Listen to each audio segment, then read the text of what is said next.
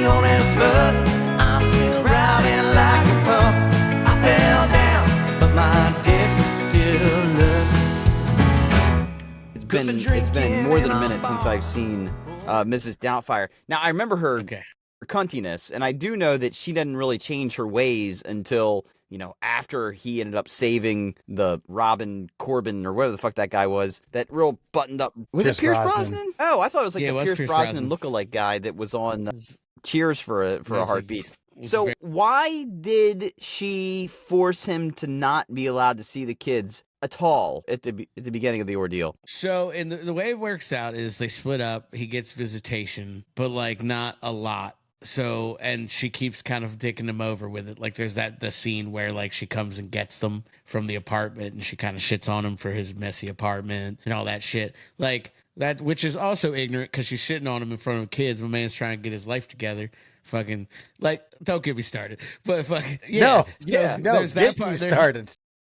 There's that part of it.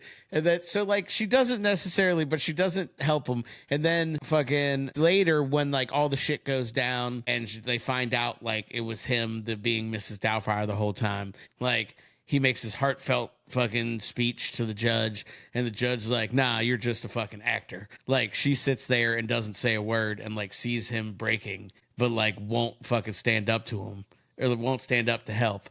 And I was like, man, even more cuntiness. Like, you've had opportunities here. You get mad at the guy for not really that much of a reason. I guess you could say that there was a history of it, but it sounds like a history of this guy being a great dad, in my opinion. And then you start trying to date Pierce Brosnan, fucking sleazy Pierce Brosnan. Guy's just walking around San Francisco with his shirt half open like he's Tom Selleck, and fucking... Yeah, and then you shit on the guy when he does something drastic to fucking stay in his children's life because you were like, you know what, visitation's like once a week, and I show up an hour late and I pick him up an hour early because I'm a bitch. Like, fucking, you really railroad the guy. So I understand that at the end he's just like, you know what, dude, whatever. Like, I'm successful, I'm good. You've got my kids are in my life. Thank you for that, but you're a bitch. And he calls her that basically. But yeah. Who's the better parent? Not all of it. I watched 60-70% of it. Pulp Fiction, which actually kind of breaks my heart a little bit because I'm trying to remember the last time I watched it in its entirety, and it's got to be 5 years. Now, that's not for lack of effort because I think I've watched that movie hundreds of times, maybe thousands of times. Okay, so it's the scene where they go to the apartment, they go to retrieve the briefcase. Jules does his Ezekiel religious quote. I can't remember what it is. The Walk through the valley of shadow of death. Reminding myself of what it was called. Yeah. The Path of the Righteous Man. And then they kill that guy. Then it cuts to another scene, but then it comes back to the guy in the bathroom, and he walks out and goes like, "Die, motherfuckers!" and uncorks 6 rounds and misses them. And they look around and they kill him. Every time I had watched that movie leading up to that point, it was humorous. It was funny. The whole dialogue afterwards of Vince trying to tell Jules, like, hey, man, these things happen. This shit happens. The first time in my life, I really, really sympathized and started to agree with Jules about divine intervention. Like, this guy, I chalk that up to Jules wanting to get out of being a gangster. He had done way too many jobs for Marcellus Wallace. He was sick of living this life, and this was an out for him, and he didn't want to do it anymore. Now, when I watched this a couple days ago, I was like, man, if that had happened to me, I might think God fucking swayed those bullets away. First time I've seen that movie thousands of times. He dodged 20 in his day, and this is the one time he was dead to rights, and it didn't get him. And it's like, oh man, I am really pressed. This is God telling me to move on. If you don't see this as divine intervention, I ain't got nothing left for you.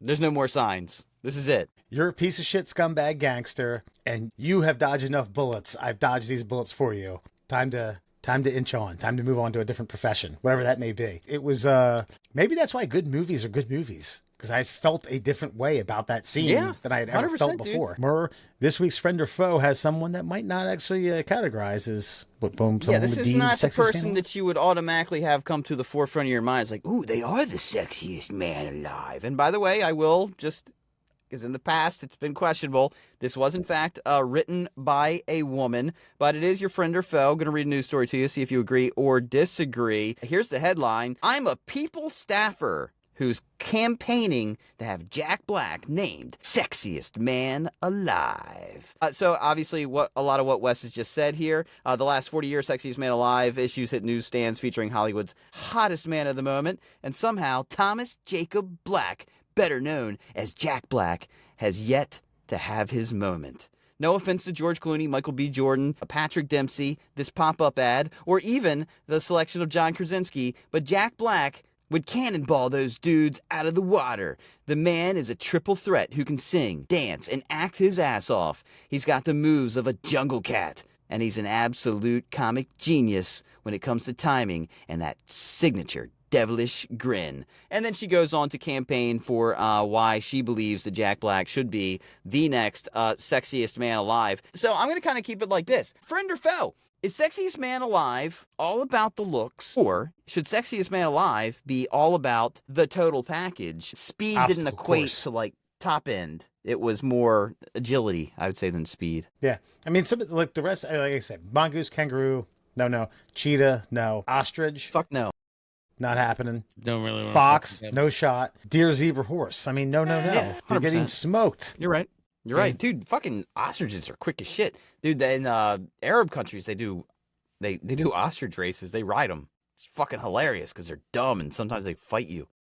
God, it's like, not sometimes, all the times.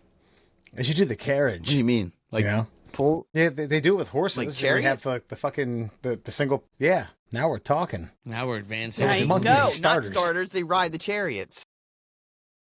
Yeah, there you go. And you mic them up. All right. All right, Alan, tell all the delusional folks who think they can beat primitive animals or wild animals, not primitive, but any primitive or current animals in a 100-meter dash. We can find a classic. Still look